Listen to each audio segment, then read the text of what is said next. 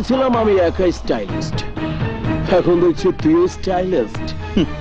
আমার সম্পর্কে তোর জানার মধ্যে আরো অনেক কিছু ভুল আছে। মোটেও না।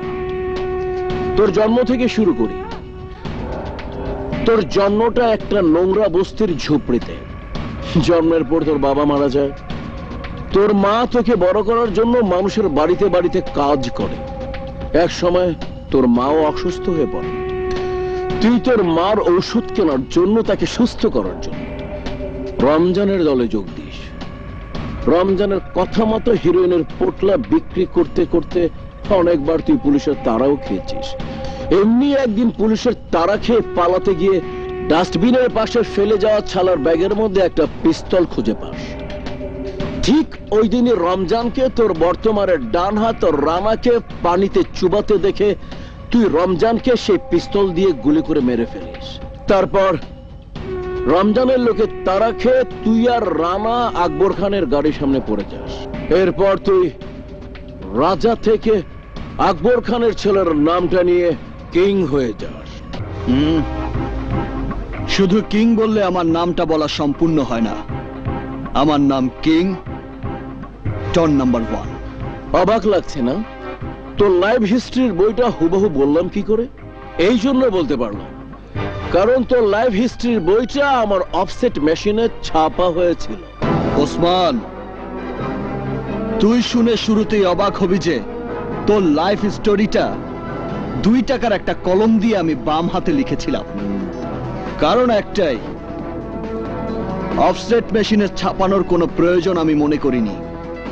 তুই নিশ্চয়ই স্বীকার করবি তোর জন্মটাই একটা অন্ধগলিতে। 10 বছর বয়স পর্যন্ত তুই ওই অন্ধগলিতেই বড় হয়েছিস। একসময় অন্ধগলিটা ভেঙে দেবার পর তুই টোকাই ছেলের মতো রাস্তায় রাস্তায় কাগজ কুড়াতে শুরু করিস। কাগজ কুড়াতে গিয়ে একদিন আমি যে রমজানকে গুলি করে মেরে ফেলেছিলাম, ওই রমজানের সাথেই তোর দেখা হয়ে যায়। রমজান তোকে তার কাছে আশ্রয় দেয়। এরপর টাকার বিনিময়ে মিছিলে মিটিংয়ে ককটেল মারতে মারতেই তোর বড় হওয়া। এখানেই তোর জীবন থেমেছিল না। দেলোয়ার নামের একজন ড্রাগস বিজনেসম্যানকে খুন করে তোরা দুজন ড্রাগস চক্রে ভিড়ে যাস। আর এই ড্রাগস বিজনেস নিয়েই আকবর খানের সঙ্গে রমজানের দ্বন্দ্ব শুরু হয়। আকবর খানের একমাত্র সন্তান কিংকে খুন করা সবই তোর লাইফ স্টোরির মধ্যে পড়ে। শুধুমাত্র এইটুকু জেনেই তুই মনে করেছিস তুই সব জানিস? আরো জানি, পুলিশের চোখকে ফাঁকি দিয়ে হংকং পালিয়ে যাওয়া, সেখানে মাফিয়া চক্রে যোগ দেয়া এবং হংকং এর ডন মিস্টার লুইসকে খুন করে নিজেকে ডন ঘোষণা করা। তারপর হংকং পুলিশের তাড়া খেয়ে আবার বাংলাদেশে ফিরে আসা। বাহ বাহ, তুই দেখছি ইন্টারপোলকে হার মানিয়ে দিয়েছিস। ভালো, খুব ভালো। তোর মতো একজন বিচক্ষণ বন্ধুই আমার প্রয়োজন।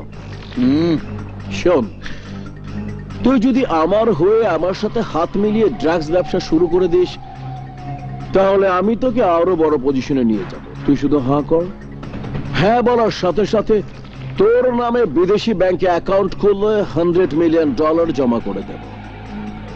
এরপর ব্যাংকের সেই অঙ্কটা শুধু বাড়তেই থাকবে, বাড়তেই থাকবে। শোন ওসমান, আমি সেই কিং যে এই বাংলাদেশটাকে তার নিজের জীবনের চেয়েও বেশি ভালোবাসে। এদেশের মাটি আমার কাছে সোনার চেয়েও দামি। তাই এদেশের মাটিতে আমি কোনো ড্রাগস বিজনেস হতে দেব না। কেন দেবে না? কেন দেব না জানতে চাস? তাহলে শোন, এই পৃথিবীতে এমন কেউ নেই যে কথা আমি আমার বাবাকে দিয়েছি সে কথাটা মিথ্যে করে দিতে পারে। তাই তুই যত লোভ দেখিয়ে আমাকে তোর বন্ধু বানানোর প্রস্তাব দিস না কেন, আমাকে তুই আমার উদ্দেশ্য থেকে এক চুলও নড়াতে পারবি না।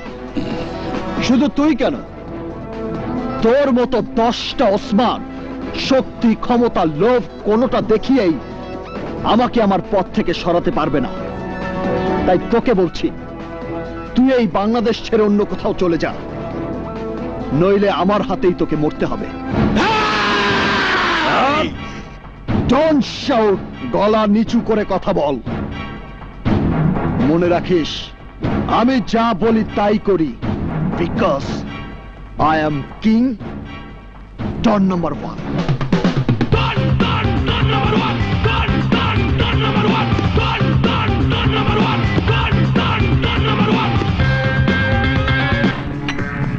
পুলিশ জানে কিং খান ড্রাগসকে ঘৃণা করে,